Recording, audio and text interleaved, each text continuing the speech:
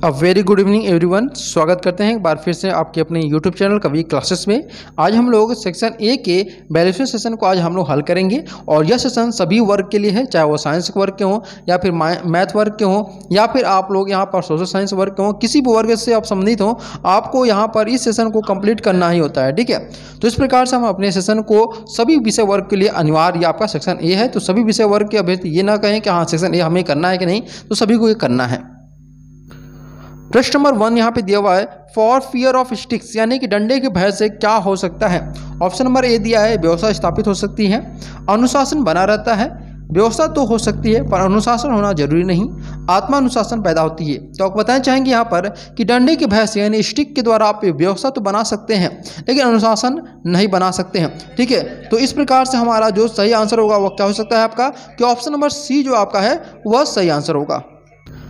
प्रश्न नंबर 2 दिया हुआ यहाँ पर कि ऐसे test are not reliable because यानी कि निबंधात्मक जो परीक्षाएं होती हैं वो विश्वसनीय नहीं होती हैं क्योंकि इनके परिणाम सदैव समान नहीं होते हैं या फिर इनके उत्तर प्राय बहुत भिन्न होते हैं, इनकी जांच की विधियां अलग अलग होती हैं, इनके उत्तरों की श्रेणियां अलग अलग होती हैं। तो ऑप्शन नंबर अगर हम बात करें कि देखिए सिंपल सा, आप लोग का विद्यापीठ में जो स्टूडेंट होंगे या फिर जिनकी जो भी बीए में अपना एग्जाम दिए होंगे तो उसमें आप लोग देखे होंगे कि एक प्रश्न जो आपका रहता है उसे कहा जाता है कि आपको इसको 300 से लेकर के 350 या फिर 400 शब्दों में लिखिए। तो ये आपकी क्या होती है, निबंधात्मक होती हैं। ठीक है, यानी ऐसे टाइप का आपको लिखना होता है। अब जब ऐसे टाइप का आप लिखेंगे आप यहाँ पर, तो आपको समझिए यहाँ पे आपको एक चीज़ देखने को मिलेगी कि किसी प्रश्न में आपको ज़्यादा नंबर मिले, किसी प्रश्न में आपको कम नंबर मिले। तो इस प्रकार से जो आपके परिणाम होते हैं ना वह सदैव समान नहीं होते हैं। इसीलिए यहाँ पर हम लोग कह सकते हैं कि जो निबंधात्मक परीक्षाएं होती हैं वह विश्वसनीय नहीं होती हैं। प्रश्न नंबर 3 दिया हुआ है कि 3 qualities are necessary in the good examination यानी कि एक अच्छी परीक्षा में 3 तरह के गुण होने चाहिए। और कौन से 3 तरह के गुण होने चाहिए, वैधता, विश्वसनीयता या फिर व्यवहारिकता का, या फिर आपका यहाँ पे देख सकते हैं व्यापकता, मूल्यांकन, प्रयोगात्मक का, या फिर वैधता, मूल्यांकन और व्यवहारिकता का, या फिर व्यापकता, मूल्यांकन और व्यवहारिकता का। तो इसमें जो सही आंसर होगा वह क्या होना चाहिए कि जो भी परीक्षा हो उसकी वैधता होनी चाहिए। ठीक है, वैलिडिटी होनी चाहिए, उस पर हम लोग विश्वास भी कर सकें और प्रैक्टिकली तौर पर हम लोग उसको जान भी सकें। तो यानी ऑप्शन नंबर ए को हम लोग सही कर सकते हैं कि इसमें वैधता, विश्वसनीयता और आपका व्यवहारिकता जिस भी परीक्षा में हो वह क्या एक अच्छी परीक्षा होती है। प्रश्न नंबर 4 दिया हुआ है कि if you want to run a fruit and tree project in your school what will you do about it. यानी यदि आप अपने विद्यालय में फल और वृक्षों का प्रोजेक्ट चलाना चाहते हैं, ठीक है, मान लेते हैं आप एक टीचर है और आपका स्कूल कोई है, ठीक है, जहाँ मान लेते हैं कि कवि स्कूल है और कवि स्कूल में आप क्या करना चाहते हैं, एक प्रोजेक्ट चलाना चाहते हैं जहाँ पर फल और वृक्षों का प्रोजेक्ट हो। तो यहाँ पे आपके पास 4 ऑप्शन मिलता है और इन 4 में से सबसे उपयुक्त जो ऑप्शन होगा वो आपको चुनना होगा। ऑप्शन नंबर ए दिया है कि प्रत्येक छात्र को पेड़ लगाने को कहेंगे, यानी कि मान लेते हैं आपके विद्यालय में 400 बच्चे हैं, ठीक है, अब इन 400 बच्चों को आप क्या कहेंगे कि चलो और पेड़ लगाना शुरू कर दो।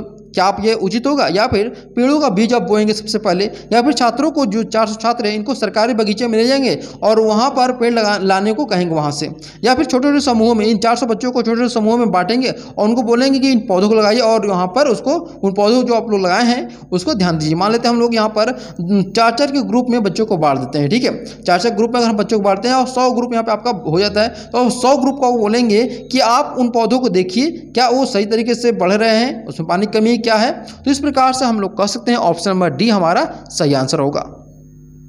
प्रश्न नंबर 5 दिया हुआ है कि why do teachers need to study health science, यानी शिक्षकों को स्वास्थ्य विज्ञान का अध्ययन क्यों करना चाहिए, जिससे ऑप्शन नंबर ए दिया है कि जिससे छात्रों का स्वास्थ्य सही हो सके, यानी कि उनका ज्ञान हमें मालूम हो सके कि छात्र का हेल्थ इसमें क्या है, क्योंकि यह विषय पाठ्यक्रम में हो, क्योंकि यह आपके सिलेबस में होता है, या फिर अपने स्वास्थ्य यानी अपने हेल्थ का ठीक रखने के लिए, या फिर स्वयं और समाज को ठीक रखने के लिए यानी कि हेल्दी रखने के लिए। तो ऑप्शन नंबर यहाँ पर डी, बहुत जो लोग भी बोल रहे हैं कि डी आंसर होगा, उनका आंसर यहाँ पे गलत होगा, क्योंकि स्वयं और समाज, स्वयं के तो बेहतर है लेकिन समाज के अगर स्वास्थ्य रखने हैं तो उसके लिए अलग से डॉक्टर हैं, लेकिन जो आपके स्कूल में पढ़ाई कर रहे हैं बच्चे हैं वो तो अलग डॉक्टर के पास नहीं जाएंगे, उसका ध्यान रखने का कार्य जो आपका है वो स्वयं आपका है। तो इसलिए ऑप्शन नंबर ए आपका सही होगा।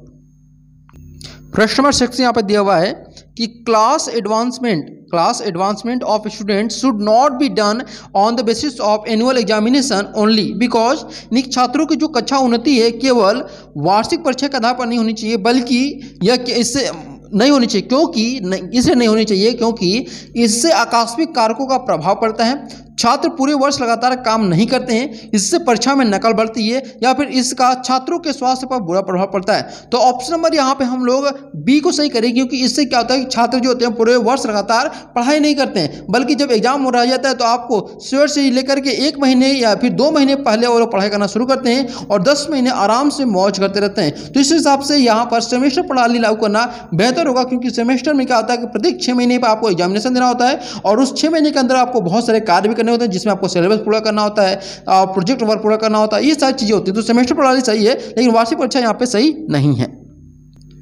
प्रश्न नंबर 7 दिया हुआ है यहाँ पर, inspection of primary schools is done several times in year so that, यानी कि प्राथमिक शालाओं का जो परीक्षण है साल में कई बार होना चाहिए, क्योंकि इससे क्या होता है कि शिक्षण अधिगम कार्य सुचारू ढंग से हो सकते हैं या फिर बालकों की पढ़ाई रुचिकर हो सकती है, प्रधानाचार्य का महत्व बढ़ सकता है या फिर अध्यापक नित्य उपस्थित होंगे। तो सही आंसर होगा ऑप्शन नंबर ए कि शिक्षण का जो अधिगम है उसका कार्य बहुत ही सिंपल और सुचारू ढंग से भी यहाँ पे चल सकता है। इसलिए प्राथमिक जो भी स्कूल होते हैं, प्राइमरी स्कूल होते हैं, उनका निरीक्षण हर साल और कई बार करना चाहिए, कम से कम साल भर में 4 से 5 बार आप अवश्य करना चाहिए।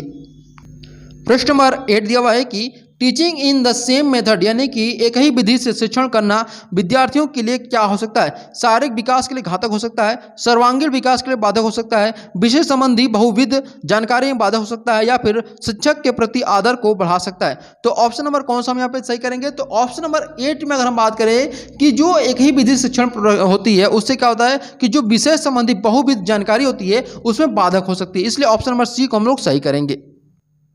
प्रश्न नंबर 9 यहाँ पे दिया हुआ है कि we should prepare the curriculum for the children of the school in the specific subject, यानी कि विद्यालय के बालकों के लिए विशिष्ट विषय में किन को पाठ्यक्रम बनाना चाहिए? शिक्षक जो विषय को विद्यालय में पढ़ा रहे हो, कक्षा शिक्षक को, राज्य का शिक्षा विभाग को या फिर माध्यमिक शिक्षा बोर्ड को। तो प्रश्न नंबर 9 का जो सही आंसर होगा वह कौन सा होगा कि विद्यालय के बालकों के लिए विशिष्ट विषय में केवल राज्य का शिक्षा विभाग ही यहाँ पर क्या करना चाहिए? उसको पाठ्यक्रम बनाना चाहिए। ठीक है, क्या बनाना चाहिए? राज्य के शिक्षा विभाग को पाठ्यक्रम बनाना चाहिए।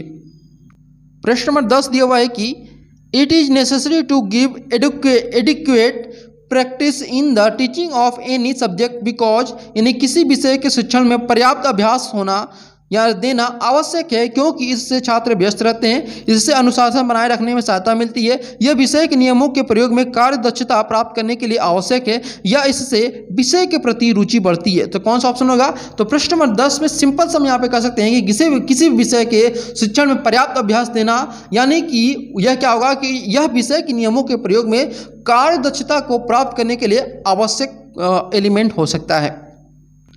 प्रश्न नंबर 11 दिया हुआ है यहाँ पर कि an educationist compared the school to a garden, he और she says that the students in the school, यानी कि एक शिक्षा मित्र ने, एक शिक्षा शास्त्री ने एक स्कूल की जो तुलना है, यानी स्कूल की जो तुलना है उसने एक बाग से की है, यानी एक बगीचे से की है, गार्डन से की है। तो आप उस कथन के बारे में क्या बोलेंगे कि सौंदर्य भावना विकसित की जानी, यानी कि जो उन्होंने शिक्षा शास्त्री थे, एजुकेशनिस्ट थे, उन्होंने क्या बोला? प्रकृति दर्शन का सुअवसर प्राप्त होना चाहिए, देखभाल कोमल पौधों की देखभाल जैसी होनी चाहिए या फिर स्वतंत्र विचरण करने का अवसर मिलना चाहिए। तो ऑप्शन नंबर हम सी को से सहमत हैं, क्योंकि जो भी हमारे बच्चे होते हैं वह एक पौधों की तरह होते हैं। अगर हम पौधों की तरह उनका देखभाल करेंगे तो वह बहुत ही जल्दी बड़े होंगे और फलदायक भी होंगे। तो उसी प्रकार से हमारे जो विद्यार्थी होते हैं, अगर हम उन पर ध्यान दें तो वह जल्दी ही अपने नॉलेज को गेन करेंगे और सफलता जल्दी प्राप्त करेंगे। प्रश्न नंबर यहाँ पे 12 दिया हुआ है कि What will you do to improve the pronunciation of children, यानी बच्चों का उच्चारण सुधारने के लिए आप क्या करेंगे? शब्द को टुकड़ों में बांटकर श्यामपट्ट पर लिख देंगे, बच्चों को शुद्ध उच्चारण करके सुनाएंगे या फिर उनसे शुद्ध उच्चारण दोहराने को कहेंगे या उपरोक्त सभी। तो यहाँ पे देखिए ऑप्शन नंबर हम ए को भी करेंगे कि शब्दों को टुकड़ों में बांटकर श्यामपट्ट पर लिख दें, ये भी आपका बिल्कुल सही है, और बच्चों को शुद्ध उच्चारण करके सुनाएंगे, ये भी आपका सही है, उनसे शुद्ध उच्चारण दोहराने को कहेंगे, ये भी आपका सही है, यानी उपरोक्त में से सभी आपका सही होगा। प्रश्न नंबर 13 दिया हुआ है कि who determines the direction of education, यानी शिक्षा की दिशा कौन निर्धारित करता है? छात्र करता है, पाठ्यक्रम करता है, शिक्षक करता है या फिर अभिभावक करता है? तो सही आंसर होगा आपका ऑप्शन नंबर बी, पाठ्यक्रम, क्योंकि पाठ्यक्रम ही है जो कि आपका टीचर और स्टूडेंट के बीच का कड़ी होता है और उसके साथ साथ इसी के द्वारा स्टूडेंट और जो टीचर होते हैं वो आगे अपने सिलेबस को बढ़ाते हैं। प्रश्न नंबर 14 दिया हुआ है यहाँ पर, ध्यान से देखिएगा इसको।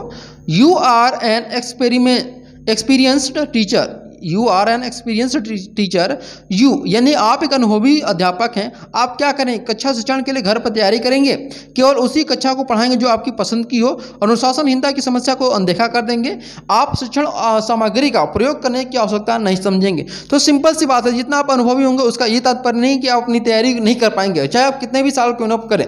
तो जिस भी आप सब्जेक्ट पढ़ाना चाहते हैं उसको पहले आप लोग अपने घर पर जाकर तैयारी करिए, फिर उसको पढ़ाएंगे तो स्टूडेंट को और अच्छा से समझ में आएगा। प्रश्न नंबर 15 यहाँ पे दिया हुआ है कि प्राथमिक शिक्षा का व्यापीकरण एवं संवैधानिक अनुग्रह है, इसको सुरक्षित करने के लिए आप कौन सा सुझाव देंगे। 6 से 14 वर्ष के सभी बच्चों का नामांकन करेंगे, दर्ज किए गए बच्चों का विद्यालय का त्याग करने से रोकेंगे, शिक्षा को अनिवार्य और निःशुल्क बनाएंगे, या उपरोक्त में से सभी करेंगे।